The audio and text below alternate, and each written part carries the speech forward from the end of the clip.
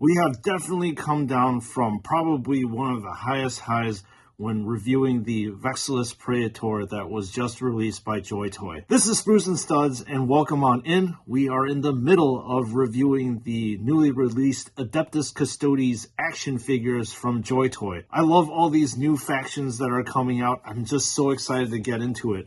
So what are we going to get into today? Well, we're going to be getting into the second of 3 Adeptus Custodes, and that is of the Shield Captain that was just released. Now, I'm hoping that the Shield Captain is going to be equally as epic, if not more epic, than the Vexillus Praetor, and there's only one thing to do to see if it's epic or not, but just dive right on to the review. All right, time to dive in on the Shield Captain.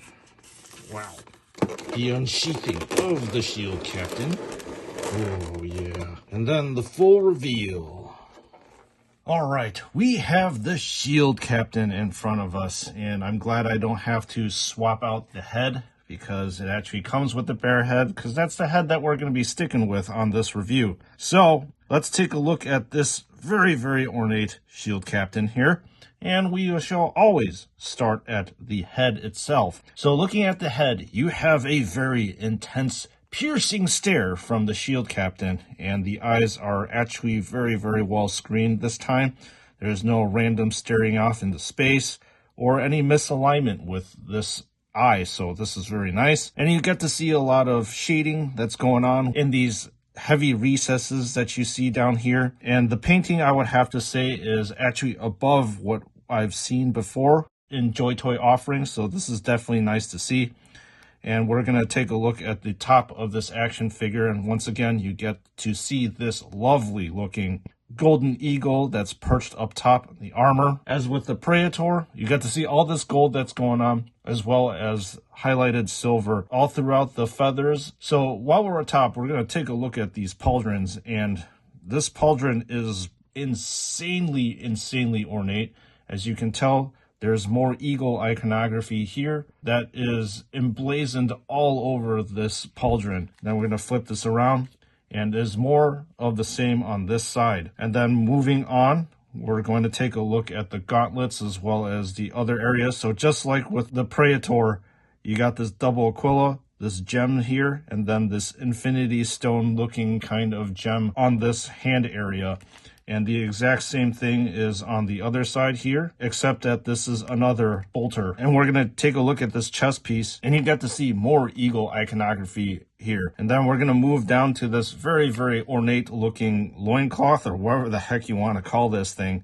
So you've got these characteristic blue gems that are in the middle here. These gems are painted a nice overcoat of blue, so you get a lot of depth on these gems, which I really, really like. More eagle iconography. You get to see these feathers, and then you get to see these very cool talons down here. These are cords that we have seen before. And with these gems down here, I'm actually surprised that they didn't actually paint this thing red, because on the Praetor, they're actually red. So we're going to take a look at the side of this action figure. So there is more ornate Baroqueness, if that's actually a term going on. This is something that we've also seen with the Praetor. These double gems, and there's a tassel here, and this is where the Misericordia is going to attach. But the difference here is this very unique looking icon with these laurels and wreaths and stuff. And once again, this cape or whatever, or mini skirt, whatever the heck you want to call it, has very, very smooth transitions from these dark red recesses up to this,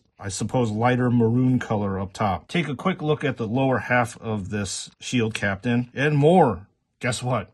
Eagle iconography. So overall, very impressive in my opinion.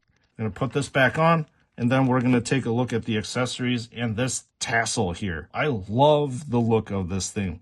It's got so much depth. So you get dark shading that's here, and then it lightens up to a maroon type of color, and then it is dry brushed with this very light yellow, I suppose. The helmet is very similar to what we have seen before. On the Praetor, you've got this blue gem here, and then the lenses have a lot of depth to them, and then more ornate Baroqueness up top. And this action figure comes with a variety of different hands. So this is the hand that we're going to be using. That's going to be wielding the Guardian Spear. We're going to move to the Misericordia, and this Misericordia, I would have to say is a little bit more ornate than the Praetors. You get to see the slowing symbols here, and then on this other side it mirrors it. You can actually pull this thing out, as you can see here. It's very functional, which is nice. As I had commented before, the blade is a dark gunmetal color. It is a monochromed look. It doesn't have that color transition, but this is very, very nice to look at. I would have to say,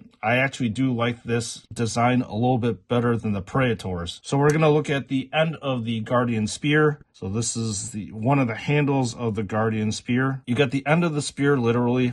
It is also highlighted a light silver up here.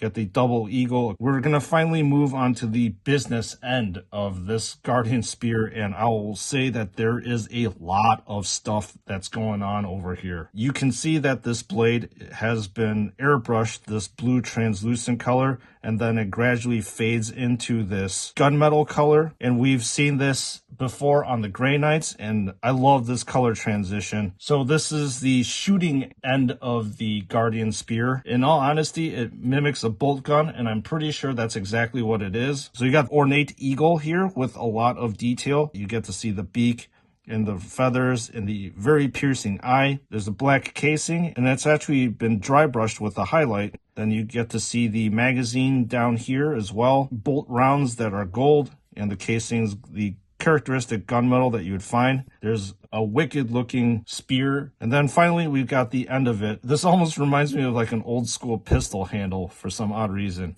But there you go. We have the Guardian Spear. So now let's go ahead and arm our shield captain. Let's swap out the hand from this ball and socket joint. Pop this off. Done.